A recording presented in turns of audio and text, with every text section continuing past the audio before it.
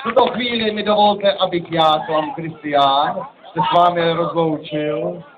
Bylo mi u vás opravdu krásně. Tak loučení, jak má být. Loučí se s vámi v tuto chvíli Kristýna Kočová z taneční skupiny Scratch.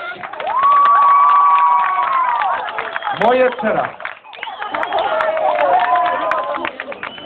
Moje krásná, milá dcera. Loučím se s vámi já, Klam Kristián. Počkej! A zase někdy příště. Předávám slovo moderátorce dnešního odpoledne, paní Evě Rábešové.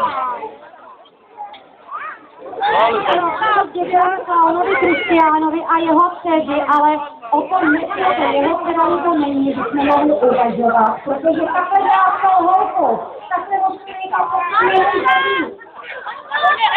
a teď se nám tady na pódiu připravuje Kristýna.